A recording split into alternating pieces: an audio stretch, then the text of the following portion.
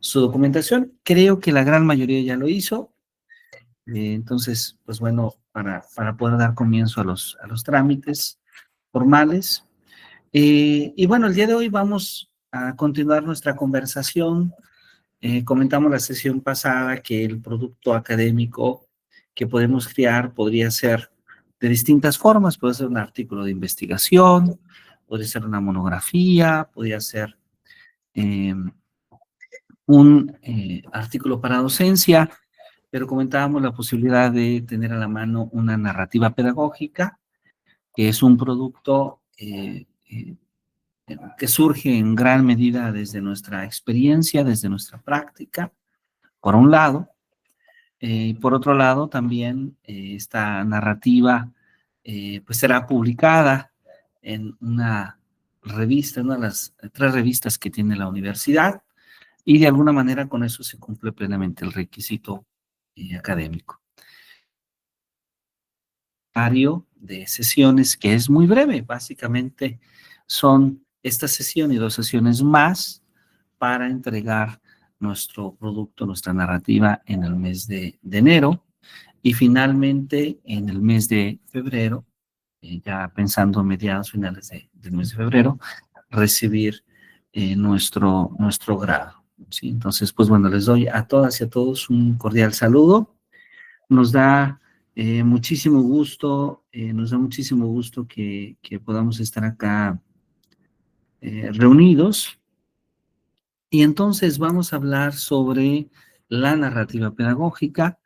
Estuvimos hablando la sesión pasada un poquito sobre la investigación-acción, y el día de hoy vamos a tratar de conectar aquella idea justamente con esta otra idea que es la narrativa pedagógica.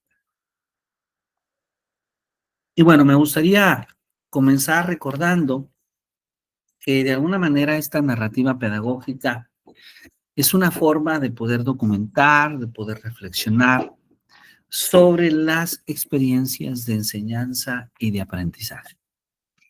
Recordar entonces que la narrativa pedagógica no es solo un relato de lo que pasa en las clases, sino más bien es una herramienta de investigación, es una herramienta que busca fomentar el desarrollo profesional de los educadores a través de entender nuestra propia práctica.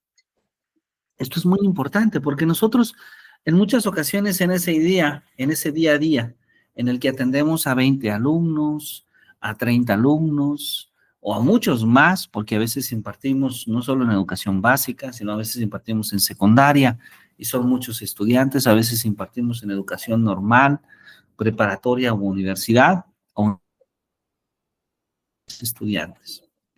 Entonces, la idea es pensar en una experiencia que podamos sistematizar, en un conjunto de experiencias que podamos sistematizar, en el que nosotros podamos analizar nuestra propia práctica y podamos describirla a través de estas, cuando máximo 15 páginas que comentábamos que debe tener esta narrativa. Es decir, es una narrativa. Voy a dejar de compartir un momento para recibir a alguien más que está en línea. Es una narrativa que debe, bienvenido maestro Daniel, que debe de oscilar entre 7 páginas, y no más de 15. ¿Sí? A ver si se ve bien de ahí, ¿verdad? ¿Correcto? Entonces, lo que nosotros tratamos de describir justamente nuestra experiencia. Tratamos de describir esta experiencia como docentes, ¿sí? Tratamos de sistematizar esta experiencia y, desde luego, al leer nuestra propia experiencia, al releer nuestras acciones en el aula, lo que hicimos, lo que logramos de manera exitosa, lo que no logramos de manera exitosa, pues es también una manera de repensar ese acto pedagógico y de mejorar en un futuro actos pedagógicos que sean semejantes. Y bueno, esto me hace recordar, pues aquí una foto de hace ya muchos años con un gran profesor que nos hablaba de ello, el profesor Humberto Cárdenas Trigos, un profesor emérito de la UNAM, que justamente encontró a través de la escritura un medio para mejorar siempre su propia práctica, un poco como lo hizo Guy Brousseau, un didacta francés. Entonces, ¿qué elementos importantes posee esta narrativa pedagógica a la que estamos haciendo referencia? Pues primero, insisto, hay que distinguirla del diario, hay que distinguirla del anecdotario, ¿sí? Desde luego, sí hablamos de acciones, sí hablamos de anécdotas, pero la narrativa va más allá que solamente la anécdota. Tenemos que incluir entonces que un elemento muy importante es la reflexión crítica. Esta reflexión crítica significa que entonces en la narrativa no solamente describimos un conjunto de situaciones o de acciones que vivimos en la escuela, en el aula o en un determinado contexto. El educador se hace preguntas sobre las decisiones que tomó. Se cuestiona sobre las reacciones que tuvieron los estudiantes y sobre el impacto que tuvo su método. Es en este sentido, cuando hacemos esta reflexión crítica, que de alguna manera escribir una narrativa pedagógica sobre nuestra propia práctica docente, desde luego que nos permite mejorar. Pero además, la narrativa tiene una intención y tiene un propósito, ¿sí? No es solamente contar una historia, sino es usar esa historia para aprender. La narrativa busca identificar entonces patrones, desafíos y éxitos para mejorar la enseñanza en el futuro. Esto es un aspecto, este segundo aspecto muy importante. Y claro, una narrativa pedagógica tiene cierto nivel de subjetividad, perdón, y cierto nivel de experiencia, ¿sí? Por un lado, porque reconoce que la enseñanza es una experiencia personal, ¿sí? Y esta narrativa se escribe desde esa subjetividad, desde lo que siente, desde lo que vive, desde lo que interpreta el docente, el educador. Es el educador el protagonista de la historia, no los estudiantes, no la escuela, sino ustedes. Y es a través de su perspectiva, es a través de las emociones que viven en esas experiencias que ustedes van planteando su análisis. Ahora, además de la subjetividad de la experiencia, desde luego, la narrativa también posee una conexión con la teoría. Una conexión con la teoría que es muy importante, ¿sí? Porque recordemos que es un texto profesional, ¿sí? Es un texto profesional. Entonces, es un texto pedagógico. Buscamos entonces pasar de esa conexión de la práctica, de la experiencia, a los conceptos y a las teorías educativas. Entonces, utilizamos un lenguaje formal, utilizamos un lenguaje pedagógico, educativo, que nos permita establecer esa narración, esa descripción, esa experiencia en un marco conceptual que sea más profundo y que desde luego pueda ser mucho más profesional. La narrativa entonces, ¿para qué nos sirve? Pues realmente tiene varios beneficios para nosotros como educadores. Por un lado, el autoconocimiento, porque nos ayuda a entender nuestras fortalezas, nuestras debilidades y nuestras creencias sobre la educación. Pero también la mejora continua, porque permite identificar diversas áreas de oportunidad, porque permite desarrollar nuevas estrategias de enseñanza. ¿Sí? Porque permite desarrollar nuevas estrategias de enseñanza. Un aspecto muy importante. Entonces tenemos el autoconocimiento, la mejora continua, pero además de ello, también compartir conocimiento, ¿sí? Porque al compartir nuestras narrativas, recordemos que una narrativa es un texto que busca ser público. Es un texto que busca ser, de hecho, nuestra intención es que sea leído por los demás. Entonces, a través de ello podemos crear una comunidad de aprendizaje, podemos formar una comunidad de aprendizaje donde ofrecemos, donde recibimos retroalimentación, donde surgen nuevas ideas para nuestra práctica educativa. Hay una valoración también que es muy importante mencionar del trabajo docente, ¿sí? Porque a través de ello ponemos justamente valor a la complejidad de la acción del docente, de la práctica educativa, pero también de la propia creatividad que se da en el trabajo en el salón de clase. De esta manera mostramos que no solamente se trata de transmitir información, sino de crear realmente experiencias que puedan ser significativas para nuestros estudiantes.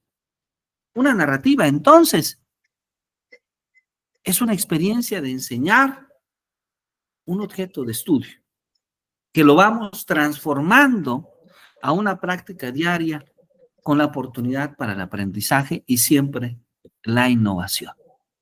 Entonces, la narrativa pedagógica es un espacio que nos permite siempre aprender, aprender unos de otros, valorar nuestro trabajo docente y compartir el conocimiento. La narrativa pedagógica, entonces, se fundamenta en una idea de la que hablábamos la sesión pasada. El martes pasado hablábamos de una brecha que se daba entre la investigación y la docencia. Y que justamente a través de ir haciendo esa brecha cada vez menor, ese distanciamiento cada vez menor, es que surge la investigación participativa y dentro de la investigación participativa, la investigación-acción promovida por diversos autores.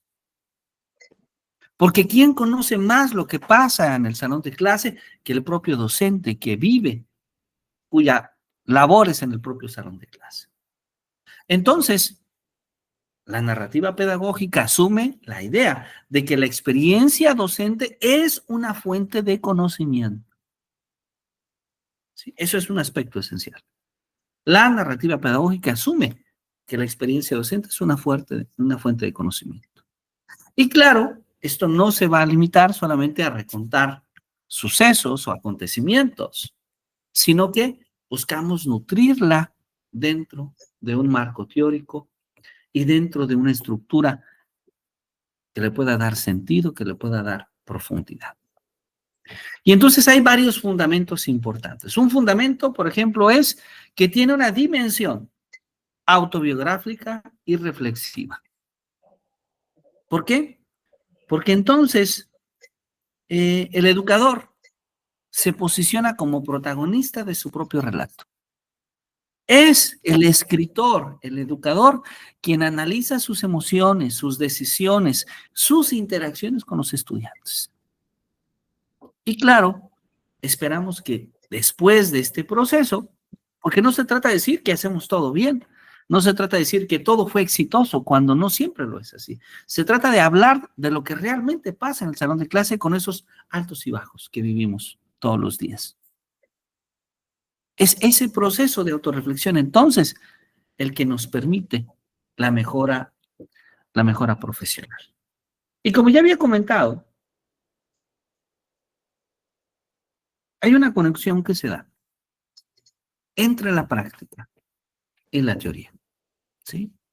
Porque una narrativa pedagógica no solo describe lo que se hizo, sino que busca vincular eso que se hizo con conceptos y en un marco teórico, en un conjunto de teorías educativas que tratan de explicar o de justificar lo que se hace.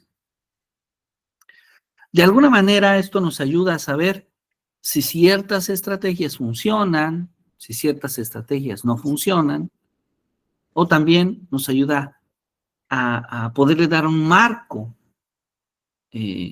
mucho más amplio que la propia experiencia, que la única experiencia, ¿sí?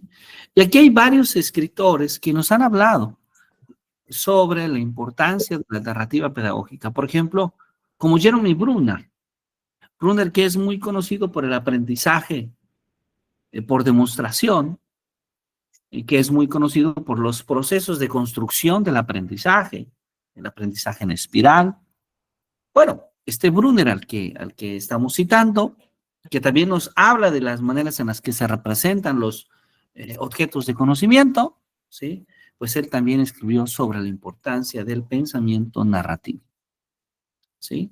Ese pensamiento narrativo que le da sentido a la experiencia, es decir, a esa habilidad para escribir aquello que se vive, que no es tan simple, debo decirlo, porque a veces expresarlo de manera verbal resulta más simple que de manera escrita. Y de alguna manera la forma escrita, la expresión escrita le da un refinamiento al pensamiento que proviene de la oralidad. Y este proceso al que estamos haciendo referencia también es un proceso al que el propio Elliot Eisner lo considera de cierta manera como un tipo de arte. Maestras, a lo mejor me he ido un poco rápido, maestros. ¿Vamos bien hasta aquí? ¿Alguna duda? ¿Alguna pregunta hasta este punto? De mi parte, ninguna. Está Perfecto. claro. Muy bien, muchas gracias. ¿Vamos bien entonces? Sí. Muy bien, muchas gracias. Perfecto. ¿Cuál es la estructura entonces que empezamos en esta narrativa pedagógica? Pues la verdad es que hemos pensado en una estructura lo más simple, de lo más simple posible. Hemos pensado que tenga una lógica de relato y entonces esto involucra que desde luego tenga un título y después del título un inicio, ¿sí? Un inicio donde en esta sección vamos a tratar de contextualizar la experiencia, de describir el lugar, el tiempo, los participantes, el problema o la situación que se aborda. Esto es lo que nos marca el inicio, ¿sí? ¿Qué esperamos en el inicio? Esperamos un máximo de 5 páginas, un mínimo de 2 páginas, ¿sí? Eso es lo que esperamos que cada uno de los miembros del grupo escriba, ¿sí? Después tenemos el desarrollo, un desarrollo donde se detalla la puesta en práctica de la experiencia, donde se habla de los desafíos que se viven al ponerla en práctica, de las acciones que se experimentan, ¿sí? Podríamos decir que en cierta forma es una de las partes más relevantes, porque finalmente es donde hablamos de cómo se logra materializar la propuesta que nosotros hacemos. Y desde luego tenemos también el cierre, el desenlace, ¿sí? ¿Cómo se evalúa la experiencia? ¿Cómo se reflexiona sobre los resultados obtenidos? Y además se señalan los aprendizajes, las posibles mejoras en una práctica posterior, ¿sí?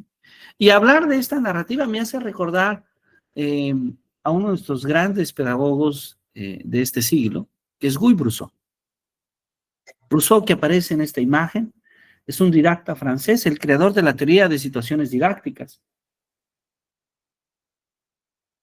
y que gran parte de su mérito lo consigue justamente a lograr incorporar una sistematización a su práctica por poco más de 20 años. Así es como surge la teoría de situaciones didácticas. Así es como se aborda, justamente.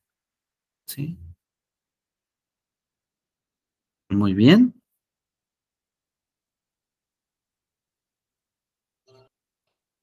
Bueno, entonces, vamos a aprovechar que contamos con algunos medios audiovisuales para permitirme proyectar para ustedes un breve corto que nos sigue hablando sobre la narrativa pedagógica. Y bueno, lo que hacemos, queda desde luego un espacio para, si hasta este punto alguien tiene alguna pregunta, alguna duda. Maestros, maestras. Sí, yo tengo una duda porque tomé como dijo la semana pasada, a Wintergen, sí, como modelo. Ajá, Y estoy siguiendo los pasos que él maneja en el texto que nos proporcionó, el que nos recomendó de la torre. sí, Entonces, claro. ahí está muy explícito esos puntos y yo tomé 5 rasgos que consideré que eran pertinentes para ir dando el seguimiento. Eh, Sin embargo, ahorita con lo que acaba de comentar, me queda la duda si estoy bien o hago el replanteamiento, porque me salen 13 cuartillas a mí haciendo esto, ¿no? Porque estoy mencionando que sentir o experimentar, como lo dice Peter, ahí tengo 4 cuartillas en esa parte. En la otra parte donde dice imaginar la solución, ahí manejo 2 cuartillas y en poner en práctica manejo 4 cuartillas y en evaluar manejo evaluar y meditar manejo 2 cuartillas. Claro que sí, está usted en lo correcto, está usted en lo correcto, maestro, está muy bien. Desde luego, nosotros aquí lo planteamos desde lo general, pero como vimos que había varios modelos, puede, si usted elige un modelo en específico, solamente le pediría que en, en alguna parte del documento, comúnmente al principio, hiciera de conocimiento que ha elegido ese modelo y puede seguirlo tal cual como usted nos lo ha comentado, con mucho gusto. Le agradezco mucho, doctor. No, a usted, muchas gracias. Ok, bueno, voy a permitirme pasar a ustedes un corto que es es relativamente breve, creo que no es muy extenso, que se utilizó por parte de la SEP para que todas las maestras y maestros del país pudieran conocer un poquito a través del doctor Daniel Suárez, qué es lo que entendemos por una narrativa pedagógica. Entonces voy a permitirme proyectar este video, dura solo 13 minutos y agradezco mucho su amable atención. Ahí va. Aquí comentándoles, trayéndoles algunas reflexiones acerca de lo que considero podrían ser algunas contribuciones de la narrativa pedagógica y particularmente de la documentación narrativa de experiencias escolares. La narrativa pedagógica en realidad tiene una larga historia, ¿no? La misma pedagogía se forjó narrativamente. Grandes pedagogos construyeron su diario pedagógico a partir de relatos y de historias, ¿no? Podríamos nombrar muchos ejemplos de pedagogos que construyeron su saber a partir de contar historias. El contar historias de enseñanza y contarlas entre maestras y maestros, conversar en torno de esas historias y de esas narrativas, favorece el proceso de formación entre maestros y también favorece y propicia la indagación de la propia experiencia. La idea es relativamente sencilla, aunque compromete la responsabilidad pedagógica de los docentes en cada ámbito escolar. La idea es que cada maestro, cada maestra escriba su relato, una historia de algunas cuestiones que resultaron significativas en términos pedagógicos para ellos mismos y también para sus alumnos y alumnas. La idea es que este relato circule en colectivos de maestros, todos narradores de historias, y que en ese intercambio se potencie, ¿no?, la interrogación y la reflexión sobre la práctica. La narrativa, históricamente, ha significado que los maestros se conviertan en pedagogos, es decir, en sujetos que producen saber pedagógico, y que al mismo tiempo ese saber pueda ser transmitido a otros y potenciado en el ámbito del desempeño y de la práctica escolar. También es cierto que durante mucho tiempo, y a partir de estas políticas de destitución del saber pedagógico de los docentes, ¿no?, los maestros nos hemos acostumbrado a simplemente esperar que nos vengan a decir lo que tenemos que hacer. La narrativa permite justamente lo contrario, que nuestra palabra sea escuchada y que los ámbitos colectivos en donde esta palabra y estas historias puedan circular, puedan constituirse también en espacios de autoformación y de conformación entre maestros. Esta es otra de las potencialidades de la narrativa pedagógica cuando circula entre maestros. Favorecer procesos en donde los maestros se apropian de su propia formación al mismo tiempo que se apropian del currículum. Y al tiempo que producen saber pedagógico y saber curricular, ¿no?, se proyectan como un activo sujeto de transformación escolar. Y además de eso permite que los docentes, maestros y maestras, se convierten en autores de relatos pedagógicos en la medida que esos relatos y esas historias se disponen públicamente, es decir, se publican, ¿no?, se inscriben en el debate público y en el debate especializado de la educación, propiciando conversaciones productivas con los especialistas y los cientistas de la educación, los planificadores, los diseñadores de currículum.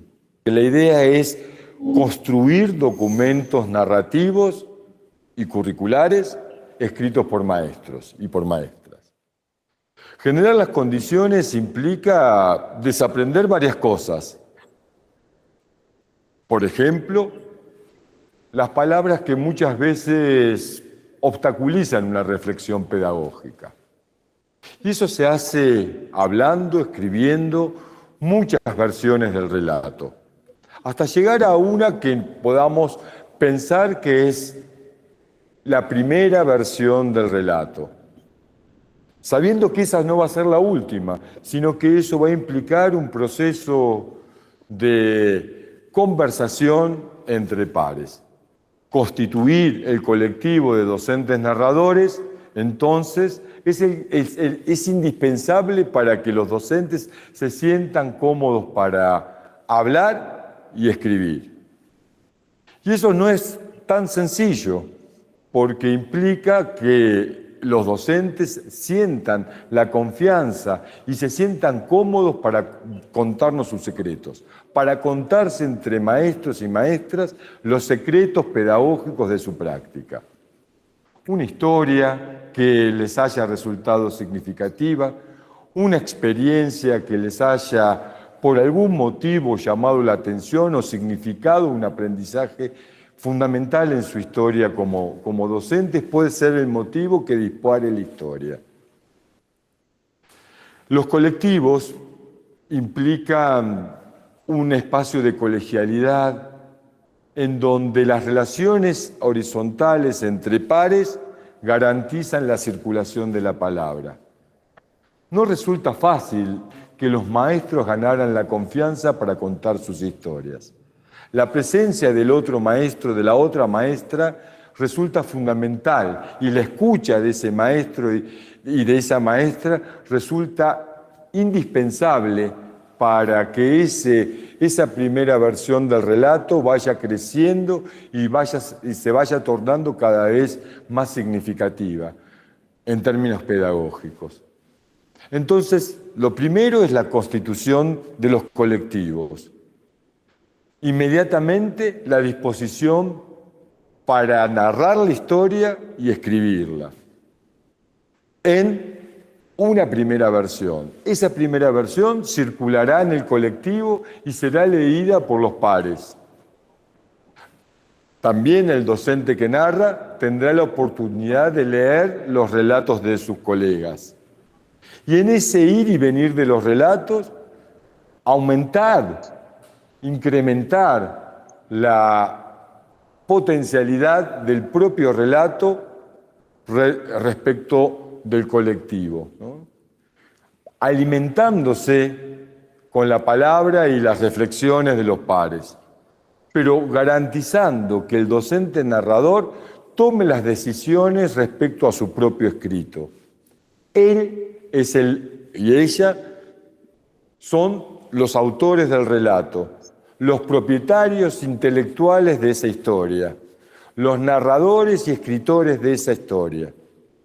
Por supuesto, las contribuciones, los comentarios de los pares enriquecerán su escrito, pero siempre el autor del relato, el propietario de la historia, el que se autoriza en ese colectivo como autor del relato, es el docente narrador. Esto se hace varias veces, mediado por un coordinador o por un moderador de la dinámica grupal, que garantice que los relatos circulen, que sean leídos, que sean comentados y que sean dispuestos en conversación pedagógica. Cada versión de relato entonces está mediada por la lectura, el comentario y la conversación entre pares. Y así, en un proceso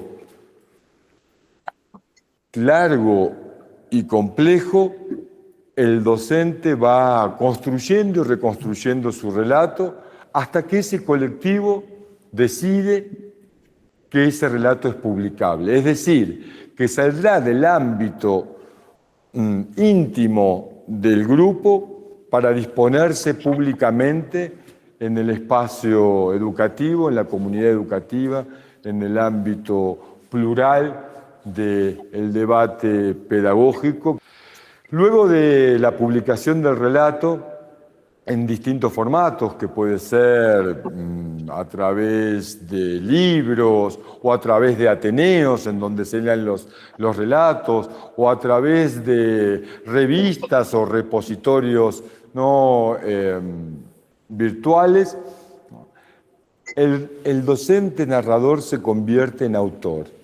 Y fíjense qué interesante, su producción intelectual y pedagógica ratifica su autoría del relato. Lo constituye en autor de pedagogía y no tan solo en receptor de recetas construidas por otros. Y se pueden generar a partir de ahí distintos circuitos de circulación de esa palabra escrita, de esas historias narradas y de esos documentos curriculares de primer orden, ¿no? Favoreciendo también a la idea del currículum, para entenderlo no solamente como una prescripción para la enseñanza o una selección, organización y secuenciación de contenido, sino revitalizando el currículum a partir de experiencias vividas en las escuelas. El currículum de México contada, narrado por sus fundamentales protagonistas, los maestros y las maestras que a través de su trabajo cotidiano hacen la escuela. Tal vez a través de las narrativas pedagógicas, de los documentos narrativos de experiencias pedagógicas escritos por los maestros, podamos imaginar otro currículum y otra escuela. Por supuesto, a partir de esas historias, ¿no? También, ¿no? Se genera un compromiso indispensable entre los maestros y las maestras y las políticas educativas. Ya no son solo objetos de políticas, sino activos constructores de política curricular. El currículum ya deja de ser una prescripción, o tan solo una prescripción, y se convierte en una materia viva, en una letra viva, ¿no? Que no solamente plantea horizontes, sino que reconoce el esfuerzo de quienes lo hacen cotidianamente en la escuela. El desafío, entonces, es una fuerte interpelación a la autoformación, a la coformación y a la conformación de colectivos, ¿no? de interpretación pedagógica en cada escuela, en cada espacio escolar, en diálogo con la comunidad y con la política educativa, para que el currículo no sea solamente aquello que baja, sino también aquello que se cuece en el ámbito escolar y se proyecta hacia arriba. Esto los responsabiliza y los compromete en la profesionalidad docente y en la tarea de construir saber pedagógico. Y calificando y recualificando el trabajo de los maestros y las maestras como constructores cotidianos de la experiencia escolar y del currículum escolar. Así que les dejo un saludo de corazón y espero que el trabajo sea productivo y que termine plasmándose en ese horizonte que solo sus relatos nos permitan avisorar. Hasta la próxima. Gobierno de México.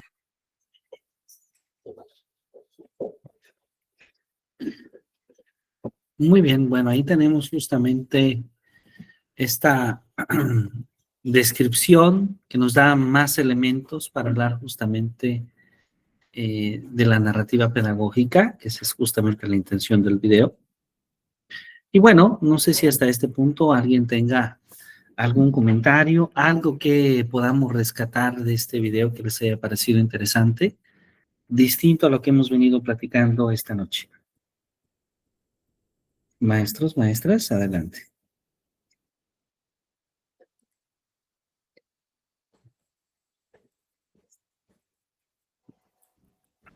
¿Alguna idea que les haya parecido interesante de este video?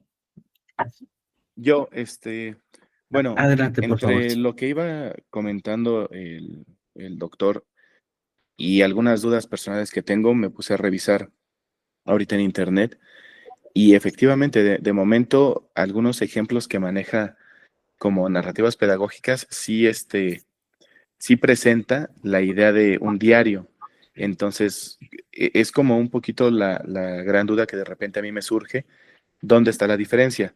Lo bueno es que, bueno, ya ahorita revisando, igual de GESUM, hay una página, una parte de la página de GESUM que nos da algunos ejemplos de narrativas. Y ya leyendo un poquito, pues sí se distingue, sí empiezo en lo personal a entender un poquito más la diferencia.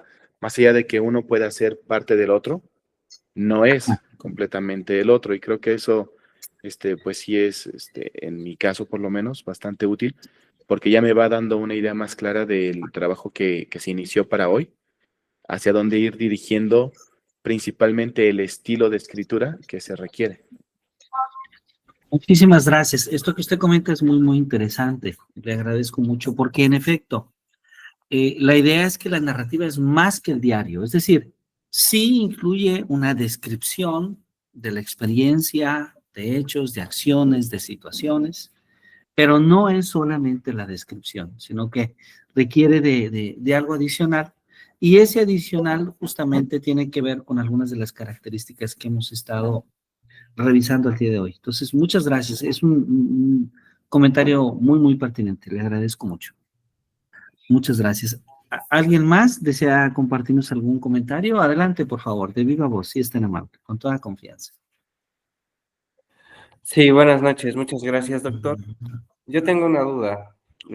Bueno, ahí habla de un escrito que tiene que ser de cierta forma aprobado por un colectivo de docentes. ¿Así va a ser o es individual? ¿Cómo se lleva ese proceso?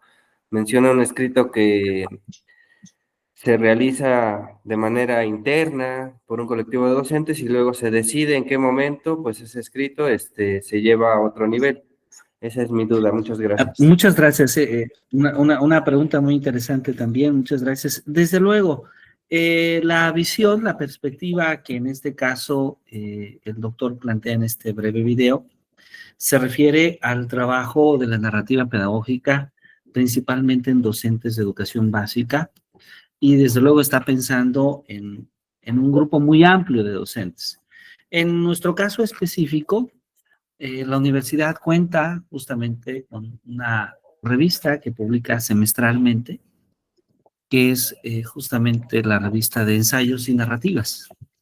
La revista naturalmente cuenta con un comité editorial que hará alguna revisión de su trabajo en el sentido en que pueda cumplir con las normativas establecidas.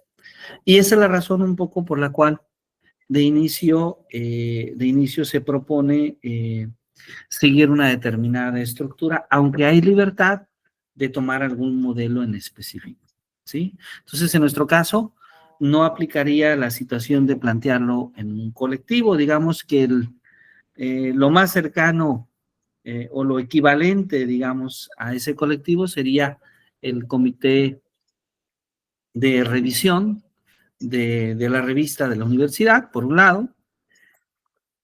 Y claro, es una construcción que es personal, que será presentada porque recordemos que buscamos poder trabajar un poquito en comunidad. Esa es la intención del grupo de WhatsApp. Y nuestra intención de alguna manera es que poco a poco lo que vayamos escribiendo podamos irlo compartiendo con nuestros demás compañeros de grupo, que podamos leernos unos a otros para tener recomendaciones entre nosotros y después, ya en el mes de enero, en la fecha establecida, entonces sí enviar a la revista su revisión y para posteriormente su publicación. ¿Sí? Doctor, una afirmación nada más. Claro que sí. Sería en tiempo presente, hago, veo, trabajo, y en primera persona, yo. Sí, en este caso es en primera persona, es correcto, en este caso. En este caso es en primera persona porque es un escrito que, a diferencia de la tesis o a diferencia del ensayo o del artículo de investigación, que comúnmente es en tercera persona. Acá no, acá es desde la primera persona. Yo soy el que lo escribe, yo soy el que vivo la experiencia, yo soy el que estoy narrando esa experiencia que vivo. ¿Sí? Muchas gracias, doctor. Muchas gracias a usted. Muy bien. Bueno, entonces, decíamos que esta narrativa se compone de 3 momentos, en lo general: un inicio, un desarrollo, un cierre, pero además, esta narrativa tiene, como comentábamos, un carácter ético, un carácter colectivo, ¿sí? Por una parte, es una experiencia personal, ¿sí? Pero es una experiencia personal cuyo propósito es ser compartida, cuyo propósito es que otros la puedan leer, ¿sí? Y claro, al hacerla pública, va a contribuir a una comunidad de aprendizaje. ¿Quiénes lo van a leer? Bueno, en primera instancia lo vamos a leer nosotros, lo vamos a leer este grupo de certificación, y después lo va a poder leer cualquier persona que pueda tener acceso a esta revista pública, ¿sí? Entonces, será algo público. En este sentido, contribuimos a la generación de conocimiento, porque sabemos que el conocimiento se construye de manera a través del diálogo y, desde luego, a través de ese intercambio de saberes prácticos. Desde luego, buscamos una elaboración sistemática, ¿sí? Buscamos siempre, preferiblemente, aunque no es una regla, pero esto es una sugerencia, considerar los siguientes pasos para su elaboración, ¿no? Primero, identificar la situación que se vive, ¿sí? Es decir, hay que elegir una experiencia significativa. Nosotros, a lo largo de nuestra historia como docentes, seguramente hemos vivido muchas experiencias significativas. Bueno, estamos hablando de al menos una experiencia significativa, ¿sí? Con mayor detalle. Entonces, hay que elegir una experiencia en la que tengamos, preferiblemente, pues, información suficiente para poder hablar de ella, ¿no? Hay que recuperar la información, hay que buscar los recuerdos, las notas, los materiales de clase, los instrumentos, las evidencias de esa situación que vivimos. Y claro, hay que hacer un análisis y una reflexión. Hay que cuestionarnos los motivos de las acciones, de los resultados, de las emociones que se vivieron en ese entonces. Y veamos, hasta el cuarto momento aparece la escritura. La escritura es ya en el momento en que tenemos la información, en que hemos reflexionado sobre ella, pues bueno, vamos a organizarla de una manera que sea coherente, vamos a ponerle de nuestro estilo personal, vamos a incluir preguntas, vamos a incluir reflexiones, de tal manera que puedan dar sentido sentido del texto. Recordemos entonces que la narrativa esencialmente lo que busca es convertir la experiencia en conocimiento y lo que busca es poder visibilizar el saber práctico del docente para transformar el aula en un espacio de investigación y desde luego de desarrollo. Bueno, entonces, con estos elementos que tenemos, vamos a llevarnos nuestro primer ejercicio, de 2 ejercicios, ¿no? Este primer ejercicio consiste en elaborar el inicio de la narrativa pedagógica, ¿sí? ¿A qué nos referimos con el inicio de la narrativa pedagógica? A que podamos contextualizar la experiencia, a que podamos describir el lugar, el tiempo, los participantes, el problema, la situación que se aborda. Y aquí solamente les pido una corrección porque ahí puse extensión máxima 2 páginas, pero no son 2. En este caso pueden ser 5 páginas. ¿Sí? Perdón. Extensión máxima 5 páginas. No 2, sino 5 páginas. ¿Sí? Entonces, hagamos un esfuerzo para que en estos 8 días podamos escribir estas 5 páginas. ¿En qué consisten estas 5 páginas? En contextualizar la experiencia, en describir el lugar, el tiempo, los participantes, el problema o la situación que se aborda en nuestra narrativa. Y claro, después de escribir estas 5 páginas, ¿sí? Pueden ser de 3 a 5 páginas, ¿sí? Vamos a, de primera instancia, a tratar de dar un título a nuestra narrativa, ¿sí? Vamos a tratar de darle un título a nuestra narrativa. Vamos a escribir nuestra narrativa, ¿sí? A darle un título. Y nuestra intención es que todos podamos traer la siguiente sesión, el próximo martes, escrita nuestra narrativa. Es decir, no completa, sino escrita estas de 3 a 5 páginas, porque vamos a compartir estas 3 o 5 páginas con algunos de nuestros compañeros. Vamos a leer cada una de nuestras narrativas para hablar sobre el estilo y sobre algunas formas de enriquecer nuestra propuesta. Adelante, por favor, si están amables.